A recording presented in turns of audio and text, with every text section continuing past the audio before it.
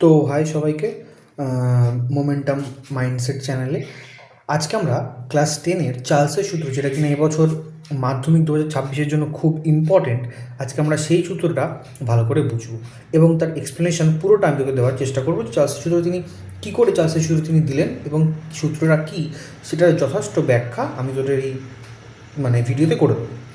তো চার্লস 1787 সালে গ্যাসের আয়তন এবং উষ্ণতার উপরে একটা সম্পর্ক প্রতিষ্ঠা করেন। এই সম্পর্ককে আমরা বলি চার্লসের সূত্র। তিনি কি করেন সেটা এবারে আমরা একটু বুঝে নেব। তো চার্লস একটা আবদ্ধ পাত্র নেন এবং এই আবদ্ধ পাত্র মানে এর ভেতরে কিছু গ্যাস রয়েছে। এই আবদ্ধ পাত্রে তিনি গ্যাস রাখেন। এই আবদ্ধ পাত্র মানে এর মধ্যে কোনো রকম গ্যাস প্রবেশও করতে পারবে না, বেরাতেও পারবে না। তার মানে এখানে স্থির কী কী রাশি? এখানে আয়তন স্থির, তার কারণ এখানে কোনো পরিমাণ গ্যাস অ্যাড হতে পারছে না, তার আয়তন বাড়ছে না। তাহলে এখানে ভি মানে আয়তন সেম।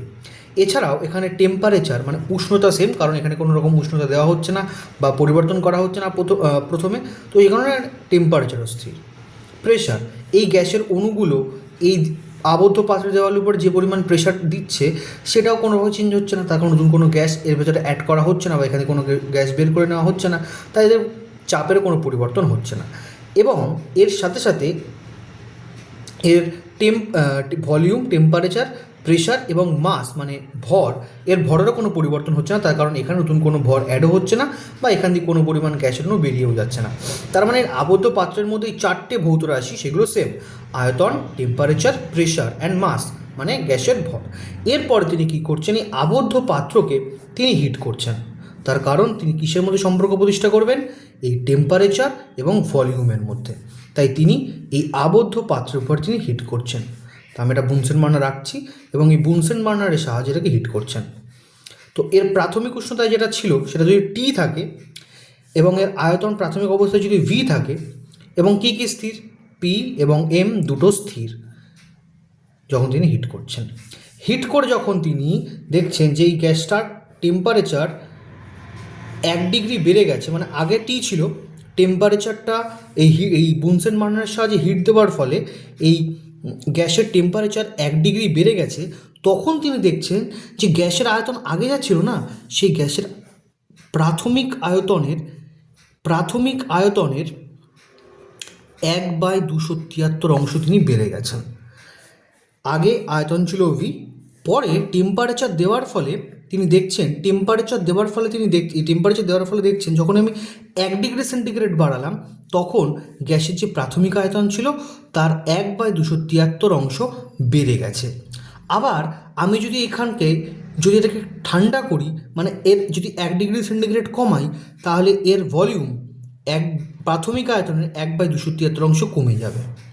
তাহলে এইখান থেকে তিনি চার্লস সূত্র দিলেন যে টেম্পারেচার প্রপোর্শনাল টু ভলিউম বা ভলিউম প্রপোর্শনাল টু টেম্পারেচার, মানে তুমি যদি কোথাও টেম্পারেচার বাড়াও তাহলে কিন্তু ভলিউম বেড়ে যাবে, আবার যদি টেম্পারেচার কমাও তাহলে ভলিউম কমে যাবে। যেমন এই ক্ষেত্রে টেম্পারেচার দিচ্ছিলাম, যখনই প্রাথমিক টেম্পারেচার টি ছিল, বেরিয়ে গিয়ে 1 ডিগ্রি বাড়ালাম, 1 ডিগ্রি বাড়ানোর ফলে দেখ এই গ্যাসের পাত্রটা, আবদ্ধ পাত্রটা আয়তনও কিন্তু বেড়ে গেল।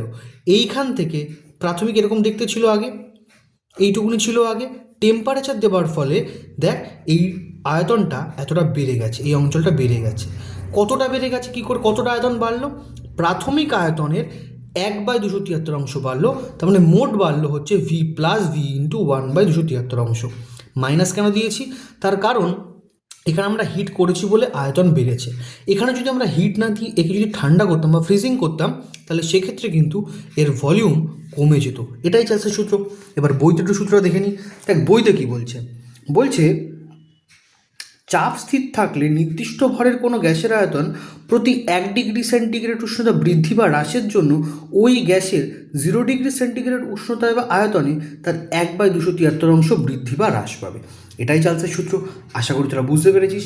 যদি এর ব্যাখ্যা লাগে, দেখ এর বছর চার্লসের সূত্র কাকে বলে, চার্লসের সূত্র কী এবং পরম শূন্য থেকে চার্লসের সূত্র প্রকাশ, ভেরি ভেরি ইম্পর্ট্যান্ট। তোরা কিন্তু এই কটা জিনিস ভালো করে প্র্যাকটিস করিস। আমি খুব শর্ট আকারে আমি কটা টপিক ভালো করে বোঝাবো যেগুলো কিন্তু খুব ইম্পর্ট্যান্ট, তো তোরা সেই ভিডিওগুলো একটু দেখিস। আর যদি কোথাও বুঝতে অসুবিধা তাহলে অবশ্যই কমেন্ট সেকশনে জানাস। তো তো চল আজকে অবধি থাকলো।